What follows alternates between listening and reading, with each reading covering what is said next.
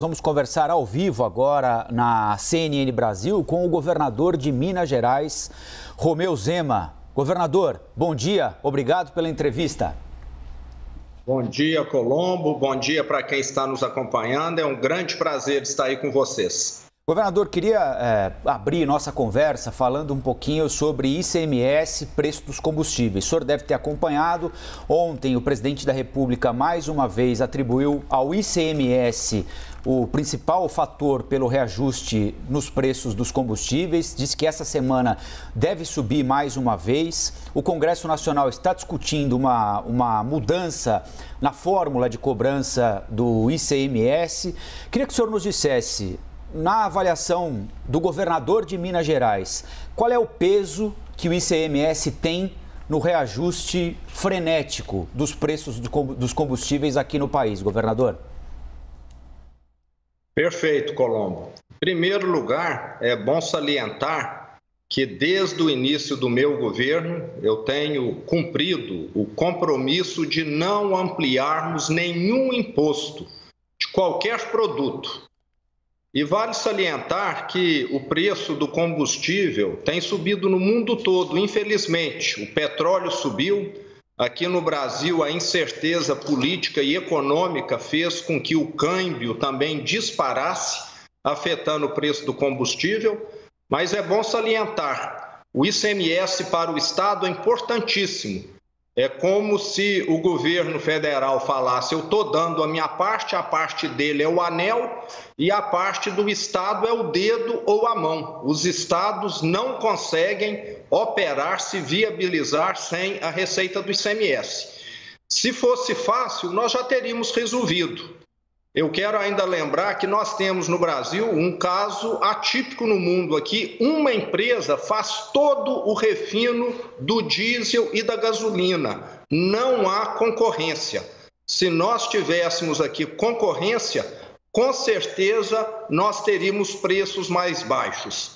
E essa solução que está sendo proposta em Brasília não é uma solução que ataca a causa. Se amanhã o preço do petróleo subir, a cotação do dólar subir, o combustível vai continuar subindo.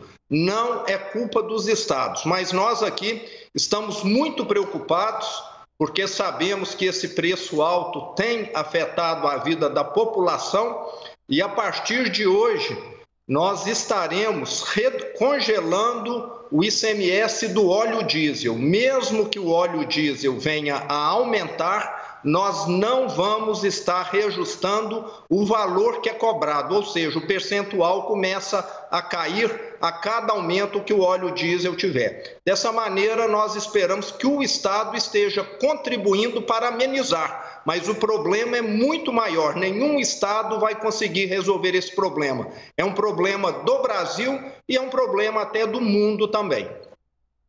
Governador, bom dia. Luciana falando aqui. A gente sabe que os estados dependem da arrecadação do ICMS. Uma das acusações do presidente é que os estados arrecadaram mais, obviamente, com o valor dos combustíveis subindo, esse percentual, os estados arrecadaram mais.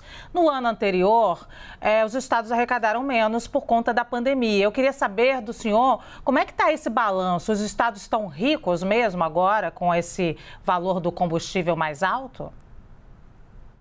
Luciana, vale lembrar que durante a pandemia houve uma queda de arrecadação e essa queda está sendo agora recuperada. Então é como se alguém ganhasse 5 mil, teve uma recessão, ele passou a ganhar 3 mil e agora ele voltou a ganhar 5 mil novamente. Aqui em Minas, para você ter uma ideia, depois de 6 anos, não perca esse número, nós conseguimos novamente pagar o funcionalismo público em dia no mês de agosto. Depois de 6 anos, os 600 mil funcionários públicos do Estado vão receber o 13º salário na data certa. Se nós tivéssemos aqui numa situação financeira confortável, isso não teria acontecido. Então, estamos aqui ajustando as contas Estamos aqui arrumando a casa desde o primeiro dia do meu governo e nós aqui não temos recurso sobrando. Pode ser que outros estados estejam em boa situação. Não é o caso de Minas Gerais. Governador, Elisa, agora falando com o senhor, bem-vindo mais uma vez, viu, ao nosso Jornal Sempre. Para o mineiro, eu vou usar então a população do estado do senhor como exemplo. Para o mineiro que está ali já andando praticamente numa areia movediça, né? Porque perdeu o emprego, perdeu o poder de compra, está tudo mais caro, não consegue consumir direito, você tem o gás de cozinha caro, tudo caro e chega para abastecer ainda está caro. E ouve o governo federal dizer que a responsabilidade do valor é dos estados. A culpa é do ICMS. Eu gostaria que o senhor pudesse dizer que diferença o ICMS faz na vida do brasileiro, faz na vida da população mineira, para também desmistificar um pouco essa impressão de que, porque quando fala que fica com os governadores, parece que os governadores abrem ali uma portinha e né, reservam para si todo o dinheiro. Qual setor o senhor considera o mais importante que precisa do imposto, do ICMS? Bom, o ICMS é a principal fonte de receita, não só de Minas Gerais, como de todos os estados no Brasil. Qualquer queda na arrecadação, e vale lembrar que o combustível é o maior arrecadador de ICMS dentro de Minas e dentro dos outros estados também. Então, para o governo federal, acaba sendo cômodo falar, eu zerei o PIS e a COFINS. Só que o PIS e a COFINS representa do combustível 2% para o governo federal. E o ICMS para o estado representa mais de 20%. Então, são situações muito distintas, mas, como eu disse, nós, a partir de agora, estaremos mantendo o valor sobre o óleo diesel, que é arrecadado a título de imposto congelado. E eu comentei agora há pouco, a solução não é essa questão do ICMS. Podemos até tirar a título de exemplo, mas se amanhã o petróleo subir, o câmbio subir, o problema continua aí. É provável que vai continuar subindo. O Brasil é um país que não faz um planejamento adequado. Se tivesse feito, nós teríamos criado no passado um fundo de compensação dos preços de combustível, como existe na maioria dos países mais organizados. Esse fundo, ele é, vamos dizer, reposto quando o combustível está com valor baixo, o que já aconteceu no passado, e é utilizado quando o combustível está com valor alto, tipo para poder compensar. E o Brasil, infelizmente, não fez essa lição de casa como várias outras. Ajudaria no preço do combustível também uma reforma tributária.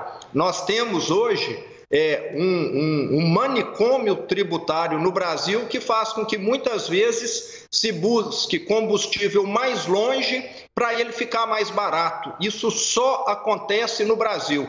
Então o problema é muito mais profundo do que tem se alegado. Governador, o senhor falou agora há pouquinho sobre o pagamento do 13º integral e na data depois de alguns anos. Imagino que isso tenha exigido de vocês aí em Minas Gerais um esforço fiscal importante, né? Eu queria falar um pouquinho sobre o que o governo federal vai fazer para conseguir pagar os R$400 de auxílio emergencial a partir de novembro agora, que é mudar a forma de cálculo do teto de gastos, né? Uma das principais âncoras fiscais que nós temos desde o governo Temer. Para muitos, essa forma de mudança de cálculo significa o fim do teto de gastos. O senhor acha que esse é o caminho? Pode ter implicações mais sérias para a nossa economia mais adiante? O senhor enxerga alguma outra possibilidade para conseguir ajudar esse contingente de brasileiros que efetivamente necessitam de uma ajuda do Estado nesse momento, governador? Colombo, eu gosto muito de ajuste reduzindo despesas, e é o que eu fiz aqui, a começar por mim mesmo. Eu estou aqui na minha casa agora, não no palácio, onde os governadores anteriores moravam com 32 empregadas à disposição. Até eu tomar posse, havia 7 aeronaves à disposição do governador de Minas. Hoje eu não tenho nenhuma. Ou vendi ou está no comando aéreo do Estado. Nós reduzimos em Minas Gerais mais de 50 mil cargos na máquina pública. E com isso, nós temos conseguido ajustar as contas. O Estado voltou a pagar em dia, o Estado já consegue fazer alguma coisa de investimento, muito também em virtude do acordo da tragédia de Brumadinho. E eu tenho aqui no meu secretariado pessoas que eu sequer conhecia 3 anos atrás. Todos foram selecionados e estão aqui porque são especialistas na sua área. Eu acredito nesse trabalho de equipe que faz uma gestão profissional para que as coisas aconteçam. Quando o setor público vai para o lado do populismo, para o lado de trazer amigos, fica muito difícil das coisas encaminharem bem. E o governo federal, se não levar essa questão do teto de gastos de forma séria, começa realmente a perder credibilidade. Muito provavelmente, o aumento do combustível, parte dele está atrelado a isso. O dólar sobe porque as pessoas ficam inseguras e, com isso, acaba tendo um reflexo no preço interno. Então, é necessário que na máquina pública no Brasil nós venhamos a ter mais austeridade. A máquina pública se acostumou durante muitos anos a falar que só dinheiro resolve. Mas aonde está a questão de gente competente, de ter método de trabalho, de ter meta, de ter acompanhamento? Então, nós precisamos rever essa maneira de gerir o país. Ela tem sido muito cara e pouco efetiva para o brasileiro. Governador, tudo que a gente tem dito aqui nessa entrevista tem a ver com problemas também estruturais, que tem a ver com uma crise energética que a gente está enfrentando, uma crise climática global. E o Minas Gerais integra o consórcio Brasil Verde, né, que vai participar da COP26 agora, no dia 31, né, que se estende pelo mês de novembro. Eu queria saber um pouquinho como é que estão as discussões, planejamento, preparatório de documento para essa discussão dos governadores lá na COP26. Sim, eu estarei em Glasgow, na Escócia, daqui a aproximadamente 15 dias. E Minas Gerais foi o primeiro estado, não só do Brasil, como também do Hemisfério Sul, a assinar esse compromisso que é chamado Race to Zero, ou seja, 0 emissões de carbono no ano 2050, e nós já temos aqui todo um planejamento, o Programa Mineiro de Desenvolvimento Integrado, que prevê diversas ações para que até o ano 2050 Minas Gerais tenha essa 0 emissão de carbono. Hoje nós somos já, no Brasil, o estado que tem a maior geração de energia fotovoltaica, representamos mais de 18% do total gerado no Brasil, e somos também o estado que tem a maior área reflorestada. Lembrando que a madeira é um insumo muito importante para energia nas siderúrgicas. E temos várias outras ações em andamento, principalmente a recuperação dos biomas. Lembrando que aqui nós temos os 3 biomas principais do Brasil. Nós temos em Minas a Mata Atlântica, temos o Cerrado e temos também a Caatinga. Então, são várias ações que têm sido conduzidas no estado para que nós possamos conciliar desenvolvimento e meio ambiente. E concluindo aqui, o mais positivo disso tudo é que o setor produtivo mineiro comprou a causa. A FIENG, a Federação das Indústrias, está junto conosco, e a FAENG, que é a Federação da Agricultura, idem. Então, estamos todos juntos, sociedade civil, Estado e empresas juntos nessa causa. E isso é que faz as coisas darem certo, o trabalho conjunto.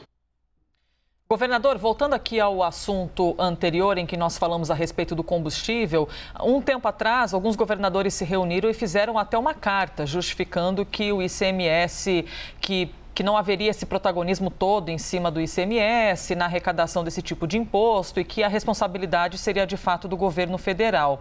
Existe alguma ideia, algum plano de mais uma vez posicionar-se? De que maneira os estados podem se unir para levarem uma posição até o governo federal em relação ao preço do combustível, diante de tantas falas do presidente da República de que a responsabilidade maior dos aumentos viria dos estados?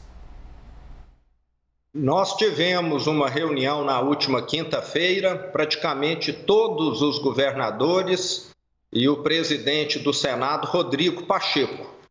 Ficou definido nessa reunião que alguns governadores, representando todos, juntamente com o presidente do Senado, Rodrigo Pacheco, irão se reunir com o presidente da Petrobras para nós avaliarmos a constituição desse fundo de compensação. Se nós não tivermos esse fundo de compensação funcionando como em outros países, nós vamos ter esse sobe e desce do preço de combustível nas bombas, o gás também, constantemente. E, infelizmente, ele muito mais tem subido do que caído nesses últimos 12 meses. Mas, caso esse fundo de compensação já existisse há 5 a 10 anos, ele teria hoje recursos para que pudesse compensar períodos em que o preço do combustível, do petróleo, fica tão elevado. Então, mais uma vez, o Brasil precisa pensar 10, 20 anos adiante. E nós temos, infelizmente, pensado só na próxima eleição. Esse é o grande problema do Brasil. A classe política não pensa no futuro, pensa sempre na próxima eleição. E muitos problemas deixam de ser solucionados. Governador, o senhor vislumbra um prazo para retirar exigências da utilização de máscaras, pelo menos em ambientes abertos aí em Minas Gerais? O nosso número de casos de internação e também de óbitos tem caído dia a dia há mais de 120 dias. Isso demonstra que o processo de imunização tem funcionado. No próximo dia 3, as aulas voltam a ser obrigatórias. Somente poderá deixar de comparecer em sala de aula aqueles alunos que têm algum tipo de comorbidade para quem não seria seguro estar no ambiente escolar. Mas eu acredito que é questão de semanas para que o uso de máscara em ambientes abertos ao ar livre venha a ser permitido. Mas sempre digo, dentro do transporte coletivo, em ambientes onde há uma grande aglomeração, como festas, como um estádio, é muito provável que o uso de máscara ainda continue por um bom tempo. Mas não deixa de ser um avanço. Todos nós já estamos cansados dessa reclusão, do uso de máscara. A reclusão, de certa maneira, terminou. Um dado muito importante é que o turismo, vocês devem estar acompanhando, tem crescido de maneira assustadora nessas últimas semanas. Aqui em Minas, nós praticamente estamos com todos os hotéis de várias cidades turísticas lotados já há algumas semanas. Parece que isso ficou represado e agora as pessoas querem viajar para recuperar um pouco esse tempo de reclusão. Nós conversamos aqui na CNN com o governador de Minas Gerais, Romeu Zema. Governador, bom dia, boa semana ao senhor e até a próxima. Bom dia, Colombo. Uma ótima semana para todos vocês. Foi um prazer. Tudo de bom. Obrigado. Bom dia.